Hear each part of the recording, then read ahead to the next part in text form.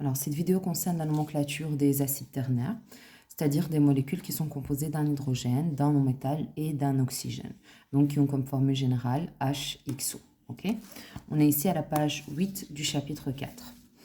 Donc c'est parti, on va d'abord commencer par la nouvelle nomenclature. Donc la nouvelle nomenclature, elle dit quoi? Il faut simplement prendre le nom de l'ion atomique, l'ion polyatomique, pardon, et mettre d'hydrogène derrière. Donc ici, c'est simple, SO3. Si tu ne sais plus comment s'appellent les ions polyatomiques, tout est repris ici. Donc SO3, c'est sulfite. Sulfite d'hydrogène, sulfate d'hydrogène, phosphate d'hydrogène, hypochlorite d'hydrogène, chloride d'hydrogène, chlorate d'hydrogène, perchlorate d'hydrogène. Donc c'est très simple, comme d'habitude, on lit de droite à gauche. Pour l'ancienne nomenclature, elle est un peu moins simple. Comme d'habitude, on commence toujours par acide, d'accord? Ensuite, on va mettre le nom du non-métal. Donc ici, soufre, donc ça va être sulf. Ici, le phosphore, donc ça va être phosphore. On va juste enlever le E, d'accord? On va mettre acide, sulf. Alors, il y a deux terminaisons possibles, soit E, soit IC. Comment on va déterminer quelle terminaison on va devoir mettre? Eh bien, tout simplement en fonction de la terminaison du nom du groupement particulier. Ici, SO3, c'est sulfite, d'accord? Sulfite, quand ça va se terminer par sulfite, tu vas mettre E à la fin, d'accord? Quand ça se termine par sulfate, tu vas mettre IC à la fin. Ok? Donc sulfureux, quand ça se termine par sulfite d'hydrogène, ça va être acide sulfureux. Sulfate d'hydrogène, ça va être acide sulfurique. D'ailleurs, pour t'aider ici, j'ai mis exactement les mêmes exemples pour la nouvelle nomenclature et pour l'ancienne nomenclature, pour que tu puisses voir les différents justement. Alors, j'attire ton attention sur une différence par rapport aux acides binaires. Aux acides binaires, on avait vu que pour le soufre, il fallait juste mettre sulf. Ok? Ici, on a rajouté un ur, d'accord? Donc en fait, sulfure. Donc on a rajouté un ur sulfureux, ok?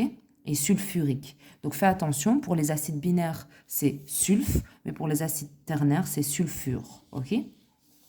Donc ici, justement, c'est phosphate d'hydrogène, donc ça se termine par un ate, donc ça va être acide phosphorique, parce que ça se termine par un ate ici. Ici, c'est l'acide, ça va pas être seulement...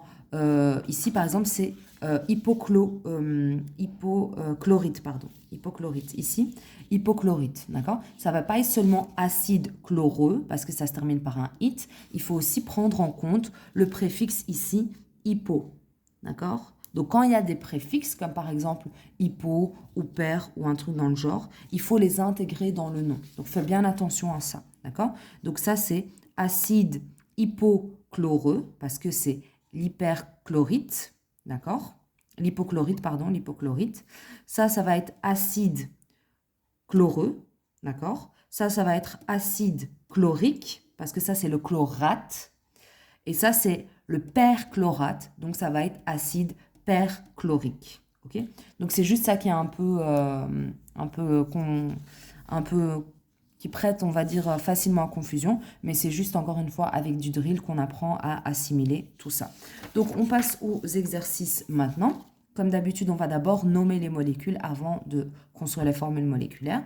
Donc ici, on va commencer toujours par l'ancienne nomenclature. Donc on lit de droite à gauche, donc on a un groupement particulier ici. Donc ça va être hypochlorite. On note hypochlorite d'hydrogène.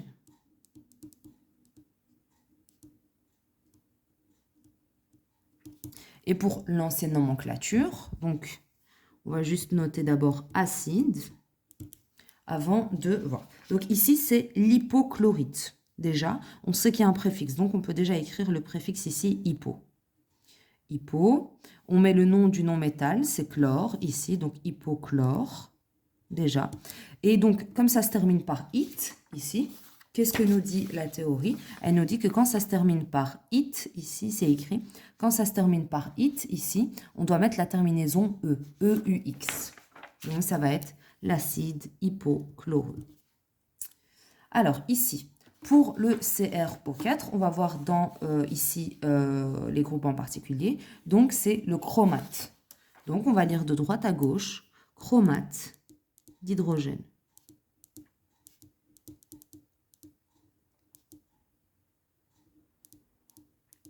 Et pour l'ancienne nomenclature, on va toujours commencer par acide. Ok. On regarde ici. Est-ce qu'il y a un préfixe ou pas? Il n'y a pas de hypo ou de pair. Donc, on va noter le nom du non-métal. C'est le chrome. Et on va juste enlever le E. D'accord? On va voir la terminaison du groupement particulier. Ça se termine par at. D'accord? Quand ça se termine par at, eh ben, ça veut dire qu'il faut mettre la terminaison ic ici. Ok? Donc, ça va être acide chromique. Voilà. Maintenant, on va construire les molécules à partir du nom. Donc, acide nitrique. Ok? C'est vrai que ce n'est pas évident quand c'est l'ancienne nomenclature. Déjà, acide, on peut déjà commencer par un H ici. Nitrique, ça veut dire que le groupement particulier se termine par at. Ok?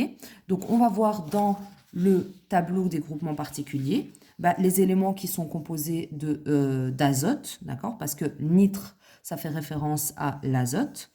Donc ici, on regarde, donc, pardon, on a dit que c'était nitrique, donc ça devait se terminer par at. Donc ici, en fait, c'est le NO3.